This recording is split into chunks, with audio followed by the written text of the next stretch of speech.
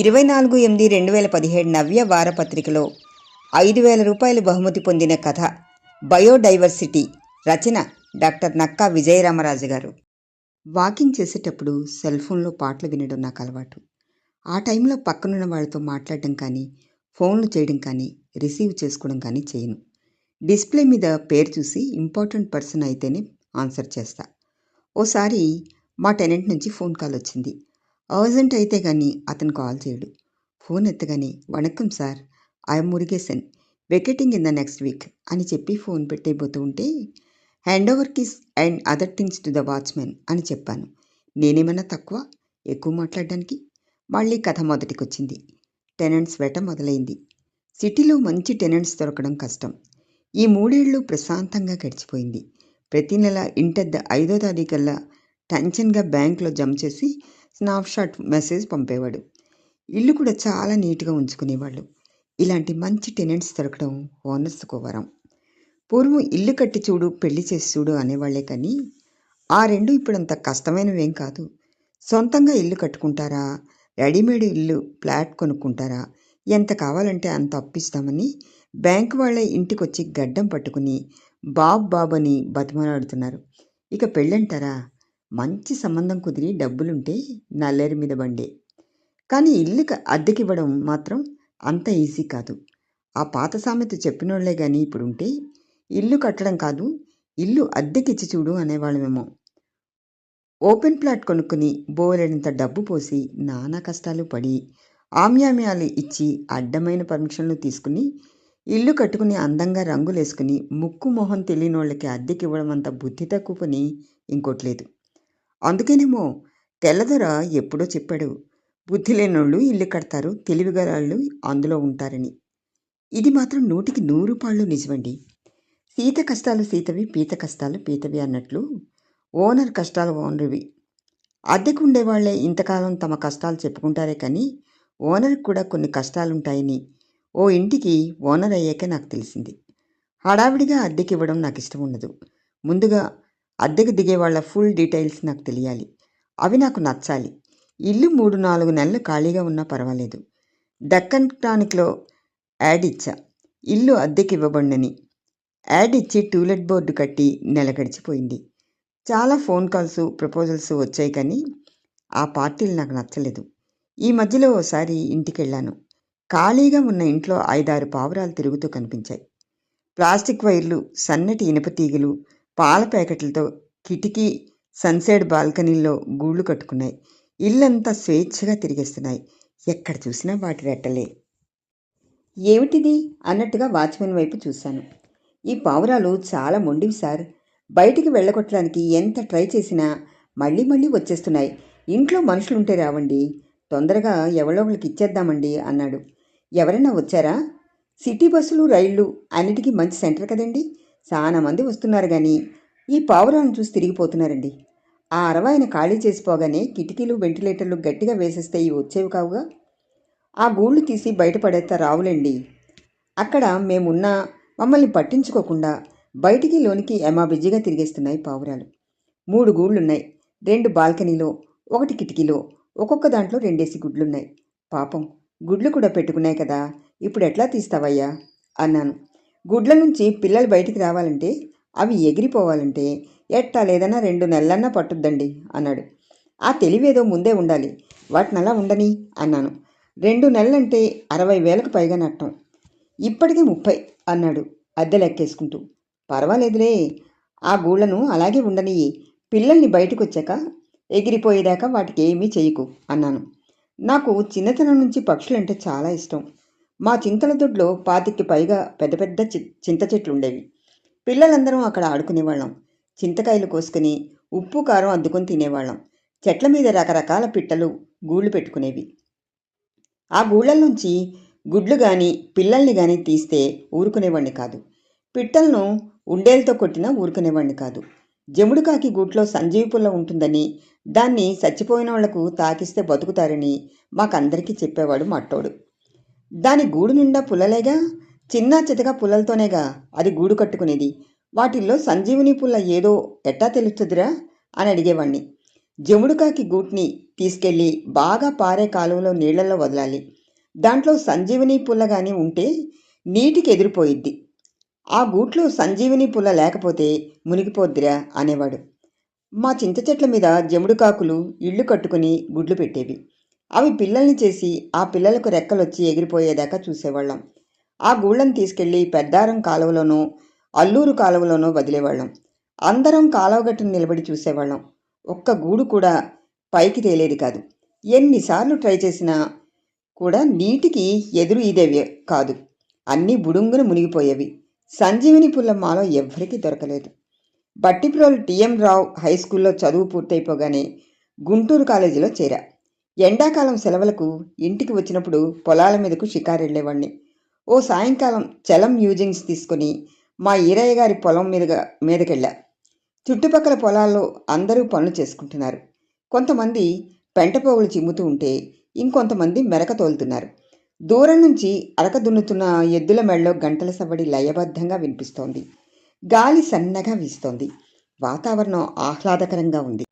ఉత్తీతు పిట్ట ఒకటి తీతూ ఉత్తీతు అని అరుస్తూ ఉంటే ఆ చుట్టుపక్కలంతా మారుమోగుతోంది.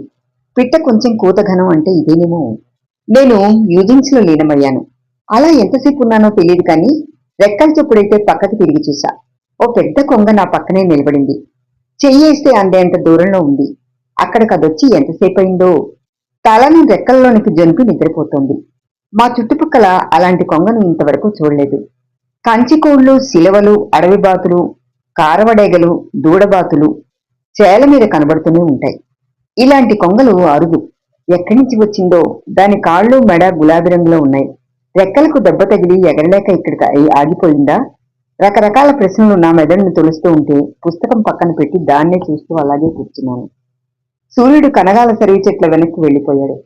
పనులు ముగించుకుని జనమంతా ఇళ్లకు తిరుగుముఖం పట్టారు. ఎడ్లబండ్లు గులుకు పరుగుతో వెళ్తున్నాయి.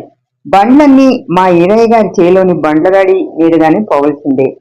ఈ దిగువనున్న చేలన్నిటికీ ఇదే దారి. ఆ దారింట ఇళ్లకు పోతున్న వాళ్ళు ఈ కొంగను చూస్తే వదులుతారా? గుటకాయ స్వాహ చెయ్యు. ఊళ్ళో లైట్లు వెలిగినాయి. అప్పటికే తాటి చెట్టంత ఎత్తులో చంద్రుడు వచ్చేశాడు. పొద్దు పొడవడంతో నన్ను వెతుక్కుంటూ మా జీతగాడు వచ్చాడు. దూరంగానే ఆగమన్నట్టు అతనికి సైగ చేశా. అతను నాకు కొద్ది దూరంలోనే ఆగిపోయాడు. ఈ కొంగేమన్నా అయితే తీసుకెళ్లి ఈ రాత్రికి గంప కింద కప్పెడదాం. రేపు పొద్దున్న గూడవల్లిలో పశువుల ఆసుపత్రిలో డాక్టర్ దగ్గర చూపిద్దాం నా ఆలోచన. కొంచెం సేపటికి రెక్కల్లోంచి తల బయటకు తీసి చుట్టూ చూస్తూ నన్ను కూడా చూసింది కొంగ. నేను కదలకుండా అలాగే కూర్చున్నాను. కొంచెం సేపు అటూ ఇటూ చూసి రెక్కలు టపటపా కొట్టుకుంటూ లేచి వెళ్ళిపోయింది. అది స్వేచ్ఛగా ఎగురుతూ ఉంటే నాకెంత సంతోషం. ఎంత పెద్ద కొంగో. చేతికి అందేంత దూరంలో ఉన్నా గాని పట్టుకోకుండా వదిలేసేయండి రాజుబాబు అంటూ నా దగ్గరకొచ్చాడు జీతగాడు ఇజ్రాయేల్. నవ్వి ఊరుకున్నాను. ఇద్దరం ఇంటికి వెళ్ళాం. పెద్ద సట్టెడు కూర అయ్యేది. భలే రుచిగా ఉంటుందిలే. ఈ మధ్యన ఇటాటి గూడ కొంగలు సానా వచ్చాయి టేపు అన్నాడు. ఆకాశం నిండా చుక్కలు వచ్చేశాయి. ఇల్లు చేరాక అందరినీ పిలిచి కొంగ కథ చెప్పాను. అంత పెద్ద కొంగను పట్టుకోకుండా వదిలేసినందుకు నన్ను ఒక అమాయకుడిలా చూశారు. అందరం రాత్రికి పిట్టమాంసం తినేవాళ్ళం బాబు అన్నారు. నేను ఉద్యోగంలో చేరిన కొత్తలో జరిగిన సంగతి. సింగిల్ రూమ్ తీసుకుని పురుషోత్తంతో కలిసి ఉండేవాణ్ణి. అతను స్టేట్ బ్యాంక్లో పనిచేసేవాడు. నేను బ్యాచిలర్ని. అతని భార్య డెలివరీకి వెళ్తే నా దగ్గరుంటూ నాకు వండి పెట్టేవాడు. అతనికి ఇంటి దగ్గర నుంచి ఉత్తరం వచ్చింది. పురుషోత్తం భార్య డెలివరీ అయితే అతను కూడా ఊరెళ్ళాడు. నేను పనుండి నెల రోజులు సెలవు పెట్టి ఇంటి దగ్గరే ఉన్నాను. నేను తిరిగి వచ్చేసరికి నా గది వెంటిలేటర్ మీద పావురాలు జంట గూడు పెట్టుకున్నాయి.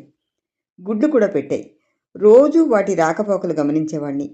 పచారీ సరుకులిచ్చే కిషన్కు ఈ విషయం చెప్పా. పెసలు, మినుములు, జొన్నలు, ఇంకేవేవో 4-5 రకాల గింజలు 1 కేజీ పొట్లం కట్టి ఇచ్చాడు. రోజూ వాటికి గింజలు చల్లేవాణ్ణి. కువ్వకువ్వలాడుతూనే నేను వేసే గింజలు తింటూ ప్లాస్టిక్ మగ్గులో నీళ్లు తాగేవి. గుడ్లు పగిలి 2 రోజుల్లో పిల్లలు బయటకొచ్చాయి. ఊరు నుంచి పురుషోత్తం దిగాడు. పావురాలను చూసి, అడవి పావురాలు మసాలా వేసి వండితే భలే రుచి సార్, వండనా అన్నాడు గుటకలేస్తూ. ఆ పిల్లలకు రెక్కలు రాగానే వాటి దారిని అవి వెళ్ళిపోతాయి. వాటినేమీ చెయ్యకో అన్నాను. నెలకో 2 నెలలకో ఆ పిల్లలు ఎగిరిపోయాయి. పావురాలు మాత్రం మా గది వదలలేదు. హాస్పిటల్ దగ్గరలోనే మంచి ఇల్లు దొరికింది నాకు. అర్జెంటుగా ఈ రూమ్ ఖాళీ చేయవలసి వచ్చింది. వెంటిలేటర్ మూసేయడానికి నాకేమీ దొరకలేదు. నేను సంగీతం నేర్చుకుని నా జర్మన్ జూబ్లెట్ హార్మోనియం పెట్టె రెక్క విరగ్గొట్టి బలవంతంగా ఆ గది వెంటిలేటర్ మూసేశా. పావురాలు తిరిగి ఆ గదిలోకి రాకుండా బందోబస్తు చేశా కానీ నేను అక్కడి నుంచి కదలలేదు. పావురాల్ని నేను ఎక్కడ చూసినా ఆ సంఘటన నా మెదడులో సినిమా రీల్లా తిరుగుతుంది. ఇప్పటికీ అన్ని ఋతువుల్లో మా ఇంటి చుట్టుపక్కల చెట్ల మీద అన్ని రకాల పిట్టలు వచ్చి గూళ్ళు కట్టుకుంటాయి. వసంత ఋతువులు ఎక్కడెక్కడి నుంచో కోకిళ్ళు వచ్చి కచేరీలు చేస్తూ ఉంటాయి. పిట్టల గొంతు విని వాటి పేరు చెప్పగల టాలెంట్ నా శ్రీమతితో పాటు మా పిల్లలకు కూడా అబ్బింది. నేను మాంసాహారినే, కానీ పిట్ట మాంసం మాత్రం ముట్టను. నేను ఆలోచనలో మునిగిపోయి ఉంటే నన్నే చూస్తూ అక్కడే నిలబడ్డాడు వాచ్మెన్. ఈ గుడ్లలో నుంచి పిల్లలు బయటకు వచ్చి ఎగిరిపోయేదాకా ఇల్లు ఎవరికి చూపించకు అని అతనితో చెప్పాను. అలాగే అన్నట్టు తలూపాడు. నెల తర్వాత వాచ్మెన్ ఫోన్ చేశాడు. పిల్లలు బయటకు వచ్చినాయి సార్ అంటూ. పావురాలు పిల్లల్ని చూద్దామని ఆ మరుసటి రోజే ఈ సిటీకి వెళ్ళాను. పసుపచ్చని ముక్కులు, అప్పుడప్పుడే వస్తున్న ఈకలతో చాలా ముద్దుగా ఉన్నాయి. పావురాలు క్షణం తీరిక లేకుండా లోనికి బయటికి తిరుగుతున్నాయి. ఏవేవో పురుగులను తెచ్చి పిల్లలకు పెడుతున్నాయి. కాలింగ్ బెల్ మోగింది. వాచ్మెన్ వెళ్ళి తలుపు తీశాడు. ఓ ఆడమనిషి సెల్ ఫోన్లో మాట్లాడుతూ లోనికొచ్చింది. బాగా చదువుకున్నట్టుంది. నన్ను చూసి ఫోన్ ఆఫ్ చేసి హ్యాండ్ బ్యాగ్లో వేసుకుంటూ వాచ్మెన్ వంక చూసింది. నిన్న మీకు ఫోన్ చేసినప్పుడు ఈవిడ గారి గురించి చెప్దామనే లోపే మీరు ఫోన్ పెట్టేశారు.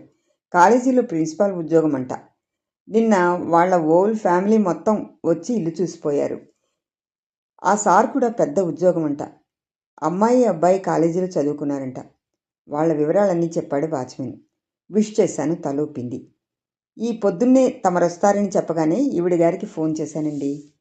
Today and tomorrow national conference హైటెక్ సిటీలో కండక్ట్ చేస్తున్నాం. ఆన్ ది వేలో కదా అని ఇలా వచ్చా. ఇంగ్లీష్లో చెప్పింది. ఓ అలాగా అని తలూపాను. మీ ఇల్లు మా అందరికీ చాలా బాగా నచ్చింది అంది. ఇవిగోనండి అగ్రిమెంట్ కాగితాలు అంటూ రెంటల్ అగ్రిమెంట్ పేపర్స్ నా చేతికిచ్చాడు వాచ్మెన్. నేను పేపర్స్ చూస్తూ ఉంటే ఇంట్లో అన్నీ ఓకే కానీ అని ఏదో చెప్పబోతూ ఆగిపోయిందామె. చాలామందికి వాస్తు పట్టింపు ఉంటుంది. దాని గురించి నాకంతగా పట్టింపు లేదు. అలాంటిదేమైనా ఉందా అనే భావంతో ఏమిటి మీ డౌటు అన్నట్టు ఆమె వెంక చూశాను. ఇఫ్ యూ డోంట్ మైండ్ ఇటువైపు ఒకసారి వస్తారా అంటూ బాల్కనీలో పావురాలు గూళ్ళు పెట్టిన చోటుకు తీసుకెళ్ళింది. మీకు తెలియందేముందండి, మనం ఎంత పెద్ద చదువులు చదివినా, ఎంత పెద్ద ఉద్యోగాలు చేసినా, ఎంత బిగ్ పొజిషన్లో ఉన్నా ఎవరికి ఉండే సెంటిమెంట్లు వారికి ఉంటాయి కదండి అంది. మీరనేది దేని గురించి? వాస్తా అన్నాను. నో నో నో, వాస్తు పర్ఫెక్ట్గా ఉంది. నేననేది ఈ పావురాల గురించి. ఇవి ఇళ్లలో ఉంటే మంచిది కాదని మా కొలీగ్స్ అంటున్నారండి. దానికి తోడు గూళ్ళు కూడా కట్టేసుకుని పిల్లల్ని కూడా చేశాయి అంది. If so what? అర్థం కాక ఆమె వైపు చూశాను. ఆమె వాచ్మెన్ వంక గూళ్ల వంక చూస్తోంది. ఈ సంగతి చెప్పలేదా అన్నట్టు. వాచ్మెన్ ఎటూ చెప్పలేక నీళ్లు నములుతున్నాడు. ఈ గూళ్ళు పిల్లల్ని తీసి పడేయమని నిన్ననే వాచ్మెన్కి చెప్పా. ఆ పని చేస్తే రేపే వచ్చి పాలు పొంగించుకుంటాం. Tomorrow is very auspicious day అని మా పంతులు గారు చెప్పారు అంది. ఆమె మాటలకు షాక్ అయ్యాను. ఓ ఆడమనిషి, అందున పిల్లలున్న ఆడమనిషి, రెక్కలు రాని పసికూనల్ని నిర్దాక్షిణ్యంగా తీసిపారేయమని ఎలా చెప్పగలుగుతోంది? ఈ గూళ్ళు పిల్లల గురించి ముందుగా వారితో చెప్పలేదా? వాచ్మెన్ కళ్ళల్లోకి సూటిగా చూస్తూ అడిగాను. తల వంచుకున్నాడు వాచ్మెన్. నేల చూపులు చూస్తున్నాడు. నాకు కాన్ఫరెన్స్కి టైం అవుతోంది. నేషనల్ కాన్ఫరెన్స్ కదా, నేషనల్ ఇంటర్నేషనల్ డెలిగేట్స్ వస్తారు. పంక్చువాలిటీ మెయింటైన్ చేయకపోతే ఇండియన్స్కు పంక్చువాలిటీ లేదంటారు. ఓకే బై అని చెప్పి కారెక్కబోతూ ఉంటే, మీరు కండక్ట్ చేస్తున్నది ఏ కాన్ఫరెన్స్ మేడం అడిగా. ఇంటర్నేషనల్ కాన్ఫరెన్స్ ఆన్ బయోడైవర్సిటీ, దీన్నే జీవ వైవిధ్యం అంటారు తెలుగులో అని ఒత్తి పలికింది. నేను ఆశ్చర్యంగా చూస్తూ ఉంటే ఇంకా అర్థం కాలేదా అన్నట్టు నా వైపు చూసింది. ఈలోపు తాళాలు వేసి వచ్చాడు వాచ్మెన్. పావురాలు పిల్లలకు పూర్తిగా రెక్కలొచ్చి ఎగిరిపోయేదాకా ఇంటిని ఇంకెవరికి చూపించద్దు అన్నాను, అగ్రిమెంట్ కాగితాలు తిరిగి ఇచ్చేస్తూ. ఆ మేడం గారు ఫోన్ చేస్తే ఏం చెప్పమంటారు? ఆవిడ గారు మళ్ళీ వచ్చినా ఫోన్ చేసినా ఇల్లు అద్దెకు ఇవ్వనన్నానని చెప్పు. మరీ ముఖ్యంగా ఆవిడ గారైతే అసలు ఇవ్వనన్నానని చెప్పు.